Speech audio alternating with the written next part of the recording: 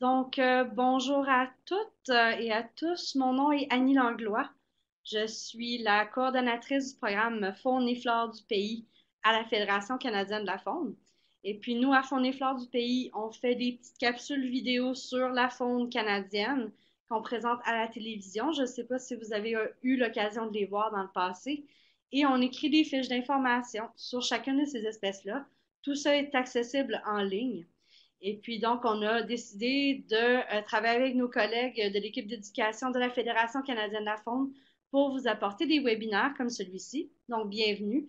C'est le premier qu'on offre en français et le sujet est le macareux moine.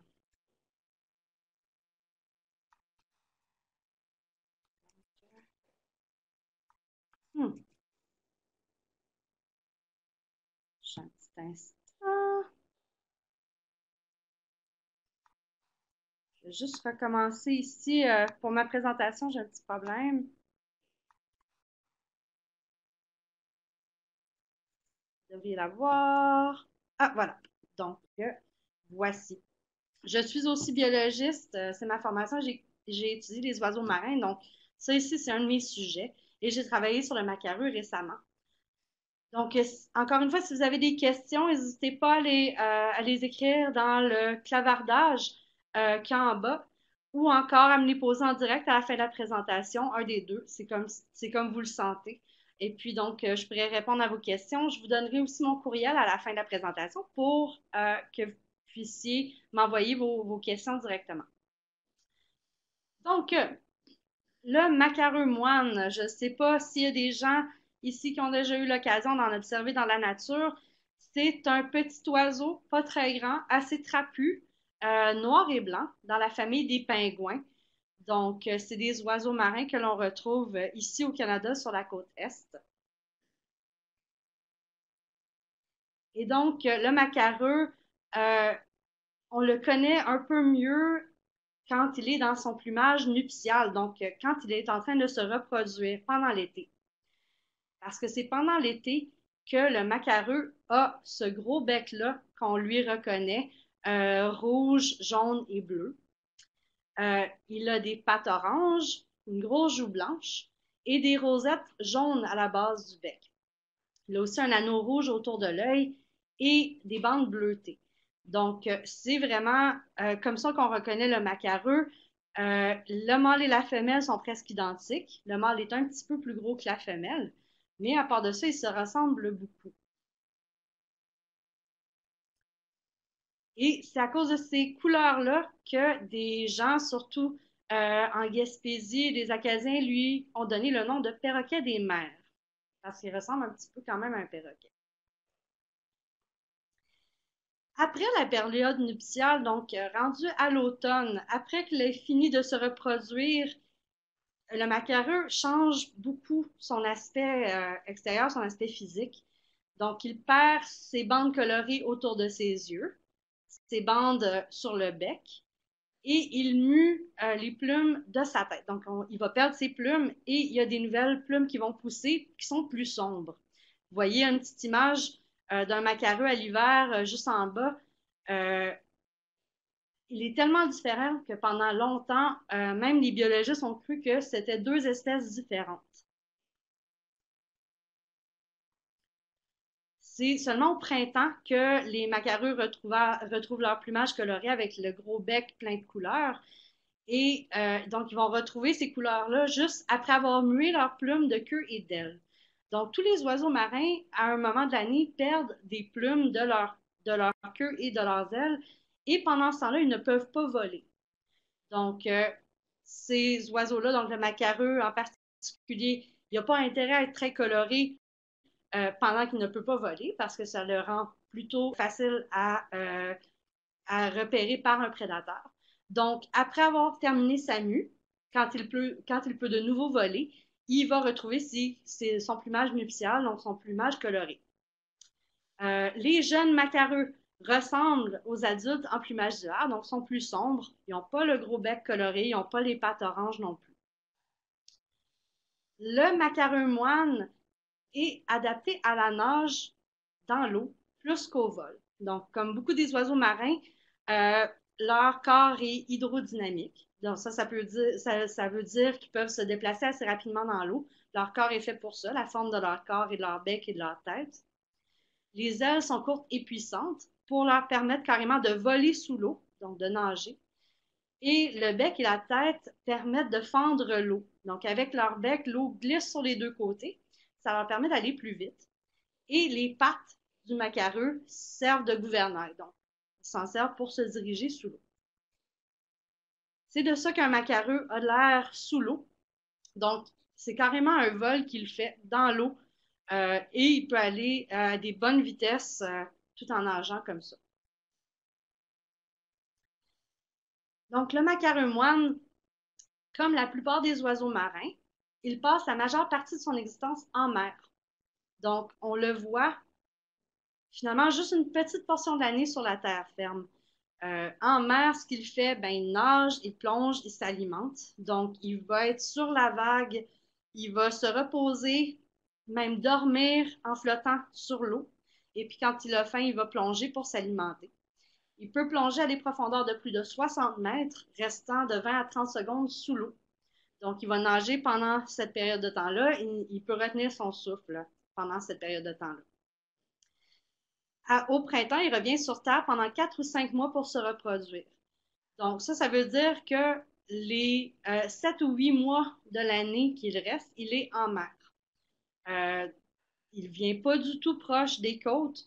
Il vient vraiment seulement sur les côtes pour se reproduire. Et il n'est tellement pas très habile sur Terre et en vol qu'il s'écrase souvent à l'atterrissage quand il revient au nid. Donc, ça peut donner des situations assez cocasses. Des fois, les macareux arrivent et déboulent les falaises. Et donc, le macareux étant un animal curieux, souvent les autres vont venir voir ce qui se passe pendant que l'autre, finalement, est tombé par terre. Oups, pardon. Donc, justement, quand le macareux est sur la terre ferme, il vient nicher en colonie de plusieurs milliers d'individus. Donc, il vient sur des îles et des falaises isolées, en gros groupes, souvent avec d'autres oiseaux marins. Et puis donc, il va venir faire son nid sur ces îles et ces falaises-là. Il préfère être dans des endroits isolés pour ne pas être la proie de prédateurs comme le vison ou le renard. Mais il reste quand même que le goéland marin, les gros goélands à dos noir, sont leurs principaux prédateurs quand ils sont en colonie. En colonie, pendant qu'ils nichent, ben en fait, avant de nicher, ils vont creuser des terriers avec leurs pattes et leur bec, des terriers de 50 à 200 cm de longueur. Donc, 200 cm, c'est 2 mètres de longueur, c'est quand même impressionnant. Et donc, il va creuser ces terriers-là dans la terre et il va les tapisser avec des plumes et des herbes pour que ça soit confortable. Souvent, les couples de macareux reviennent au même terrier à chaque année parce que c'est quand même quelque chose d'important quand ils réussissent à creuser ça. Ils vont vouloir revenir aux mêmes endroits pour éviter de devoir en creuser un de nouveau. Et puis, donc, ils vont défendre ce nid-là des intrus, donc d'autres macareux qui veulent s'en approcher ou qui veulent leur voler leur nid. Le macareux moine commence à se reproduire à 4 ou 5 ans. Ça veut dire que pendant ces 4 ou 5 années-là, avant, il passe tout son temps là en mer et revient sur la terre ferme. Et puis, donc, il arrive sur la terre ferme à 4 ou 5 ans et commence à se reproduire. Il trouve un partenaire quand il va commencer à se reproduire, puis il va garder le même ou la même toute sa vie. Donc, les couples se reforment année après année quand les oiseaux reviennent sur les îles pour nicher. Les couples vont pondre juste un œuf par année et les deux parents vont l'incuber, donc vont aider à prendre soin de l'œuf pendant 6 semaines. Donc, les deux parents se relaient pendant qu'il y en a un qui va à la pêche, l'autre reste sur le nid et ainsi de suite. L'oisillon va naître avec un fin duvet gris et noirâtre sur le dos et la tête et blanc sur le ventre. Et donc, au début, cet oisillon-là, il est couvé tout le temps pendant 1 semaine par les deux parents. mais après une semaine, les parents peuvent le quitter pour des périodes de temps pour aller se nourrir. Donc, c'est de ça qu'un oisillon macareux a l'air, qui est tenu par un scientifique ici qui les étudie.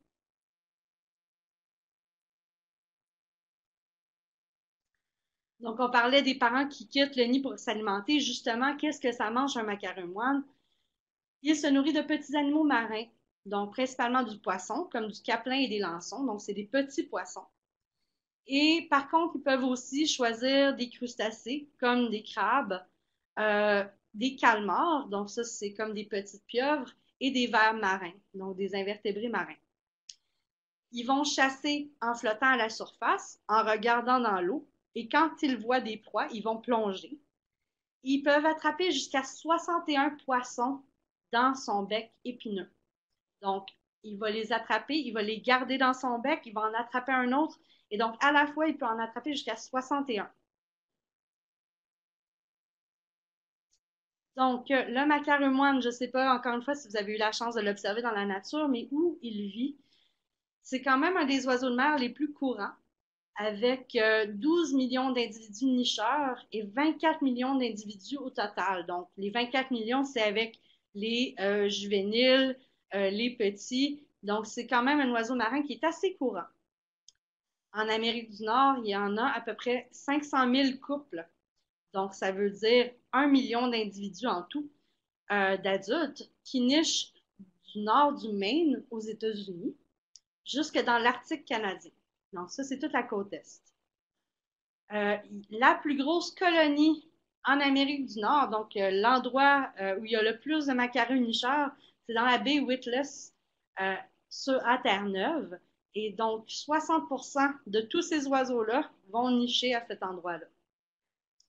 Sinon, il y a des colonies en Islande, en Norvège, sur les îles Féroé et les îles britanniques, comme au Royaume-Uni et en Irlande, et donc, évidemment, l'Est du Canada. Je vais vous montrer une carte pour vous montrer qu'est-ce que ça a l'air. Donc, vous voyez, c'est vraiment tout le nord de l'Atlantique. Ça comprend l'Arctique, le Québec, le Nouveau-Brunswick, la Nouvelle-Écosse. L'île du Prince-Édouard, il y en a peut-être un petit peu. Sinon, il y en a sur la côte de la France. Donc, c'est un oiseau qui est quand même assez commun. Des individus peuvent être observés jusqu'à la limite de la banquise arctique, donc jusqu'à la glace, euh, jusqu'à l'État de New York et aux îles Canaries dans le sud et l'Afrique du Nord à l'est. Donc, ça, c'est pendant l'hiver et ils se retrouvent en mer dans cette bande-là en Atlantique. Et donc, l'été, ils retrouvent les côtes pour aller nicher. Des faits étonnants sur le macareux. Le macareux moine vit de 20 à 30 ans. Donc, chez les oiseaux marins, c'est quand même pas mal. Il y a d'autres oiseaux qui vivent plus longtemps que ça, évidemment, mais c'est quand même pas si mal, considérant qu'il passe le gros de sa vie en mer à braver les tempêtes et les grosses vagues de l'hiver. Je vous ai dit tantôt, les juvéniles restent en mer pour les 4 premières années de leur vie avant de se reproduire. C'est l'oiseau officiel de la province de Terre-Neuve et Labrador. Et même s'il doit battre des ailes jusqu'à 400 fois par minute pour rester en vol, il peut atteindre des vitesses de 88 km/h. Comme j'ai dit tantôt, c'est un oiseau qui est fait beaucoup plus pour nager que pour voler, mais quand même, il peut atteindre des vitesses assez impressionnantes. Lorsqu'il niche, le macareux émet des sons ressemblant à une scie à chaîne. Vous pouvez aller voir sur le site de Faune et Flore du pays. Je vous ai donné je vais vous donner l'adresse tout à l'heure. Vous pourrez aller écouter ça. Ça sonne un peu comme une vache aussi en même temps. C'est le son qu'il émet pendant qu'il niche pour faire fuir les autres macareux qui peuvent s'approcher du nid. Donc, mon petit macareux est assis à chaîne. Donc, pour quelques minutes, je vais vous montrer la capsule de Faune et Flore du pays. La capsule qu'on a produite l'été dernier, on est allé filmer les colonies à Terre-Neuve. Et puis, donc, c'est une vidéo qui dure à peu près 4 minutes sur le macareux. Et donc, je vais vous le montrer. Ça va vous permettre de vous familiariser un petit peu avec l'oiseau, puis ensuite, on pourrait répondre aux questions.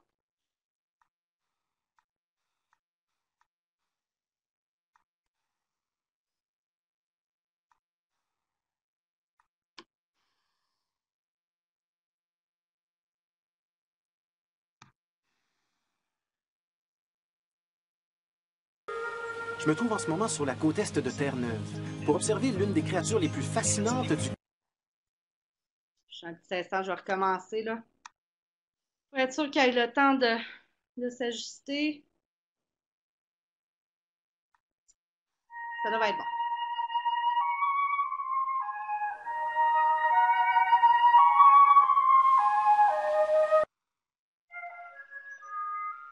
Je me trouve en ce moment sur la côte est de Terre-Neuve pour observer l'une des créatures... Je me trouve en ce moment sur la côte est de Terre-Neuve pour observer l'une des créatures les plus fascinantes du Canada, le macareux moine. On va continuer encore, on va recommencer encore. Je suis désolée, notre connexion Internet des fois est un peu intermittente. Je lui ai donné 2 minutes pour télécharger un petit peu mieux.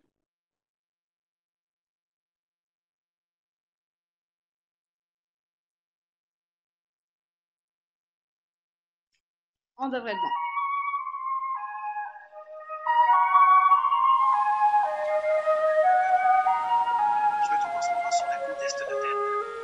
Je me trouve en ce moment sur la côte est de Terre-Neuve pour observer l'une des créatures les plus fascinantes du Canada, le macareux moine. Passent de 7 à 8 mois en mer.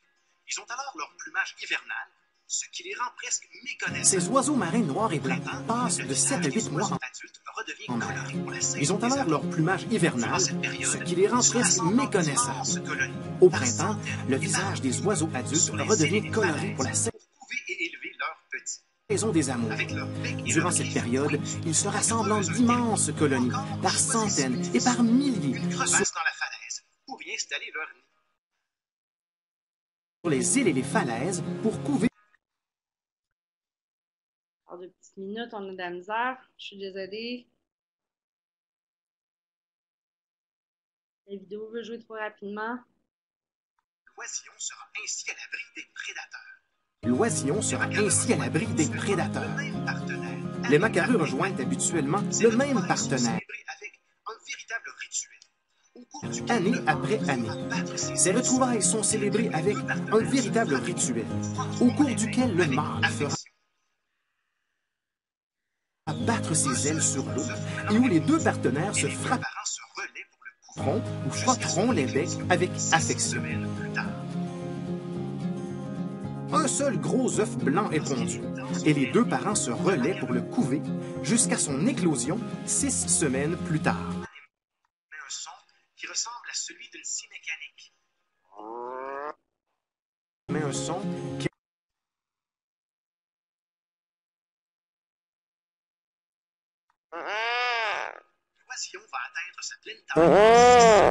L'oisillon va atteindre sa pleine taille en 6 semaines et va quitter le nid pendant la nuit lorsque les conditions le permettent.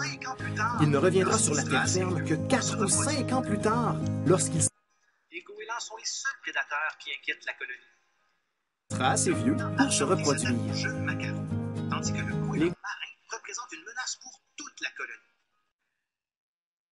Les goélands sont les seuls prédateurs qui inquiètent la colonie. Aussi un redoutable prédateur. Il plonge. Le goéland argenté s'attaque aux jeunes macareux, tandis que le goéland marin représente une menace pour Bien adapté. Voyez, toute la colonie. On va lui donner un autre petite pause. Vous pourrez aller l'écouter en ligne après. J'espère que votre connexion va aller un petit peu mieux que la mienne en ce moment. Ça vous permet d'admirer un macareux avec un poisson dans sa bouche. sur sa langue et sur son palais, on trouve des épines orientées Sur sa langue et sur son palais, on trouve des épines orientées vers l'arrière. Ces épines permettent au macareux de retenir ses proies pendant qu'il en attrape d'autres. Il peut retenir plus d'une douzaine de poissons à la fois. Grâce à cette formidable adaptation, il peut retenir plus d'une douzaine de poissons à la fois. Il peut aussi dévorer des calmars. Le macareux moine se nourrit principalement de capelans et de lançons, mais il peut aussi dévorer des calmars, des crustacés et des vers marins. Lorsqu'il se retrouve sur la terre ferme, Les macareux moines sont tout à fait à l'aise à la nage et dans les airs. à l'atterrissage. C'est lorsqu'ils se retrouvent sur la terre ferme qu'ils perdent un peu de leur grâce. Et ça se garde surtout à l'atterrissage. Il leur arrive souvent de s'écraser en rampant Sites de nidification ont été désignés versant d'autres macareux, innocentes victimes du pilote maladroit. Des immenses sites de nidification ont été désignés zones protégées afin de maintenir la population de macareux moines. Les macareux peuvent mourir empêtrés dans les filets de pêche poursuivant leur... Mais ces oiseaux sont probablement affectés par les déversements de pétrole plus vulnérables lorsqu'ils sont sur l'océan. Les macareux peuvent mourir empêtrés. Je suis désolée. Les changements climatiques pourraient également avoir sur eux un impact négatif. Les changements climatiques pourraient également avoir sur eux un impact négatif. Seulement à des moments précis de l'année. Comment les aider? D'abord, en utilisant certains types de filets de pêche seulement à des moments précis de l'année. Les lois et règlements entourant les déversements accidentels et intentionnels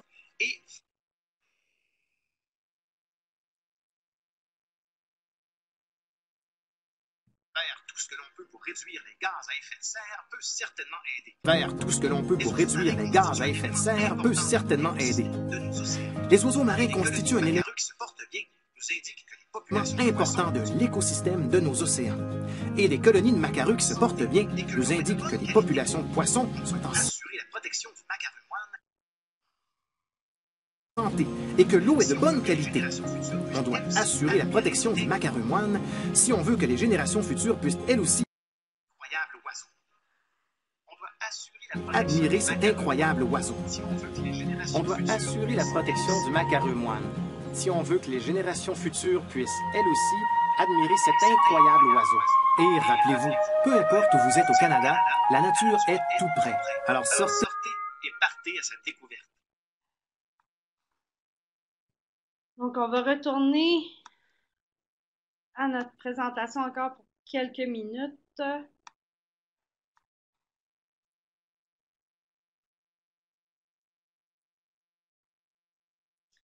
Donc, encore une fois, je suis vraiment désolée pour les petits problèmes techniques. Notre connexion Internet n'a pas été assez rapide pour nous pour la vidéo.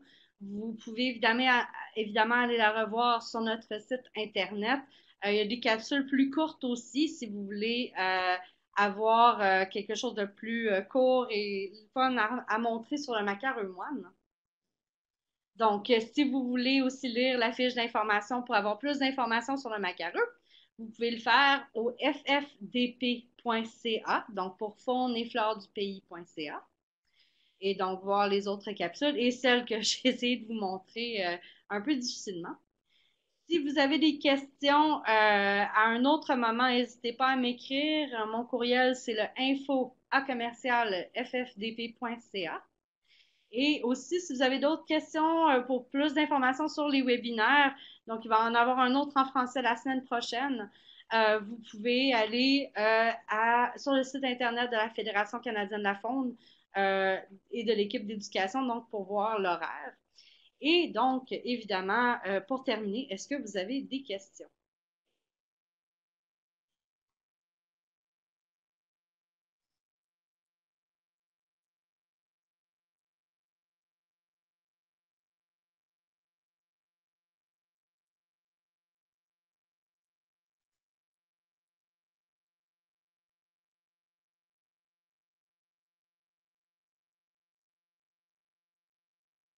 Oui, bien sûr. Donc, vous pouvez aller le voir à Terre-Neuve. Les colonies sont assez accessibles avec des bateaux sur la côte sud de Terre-Neuve. C'est pas très loin de Saint-Jean-Terre-Neuve.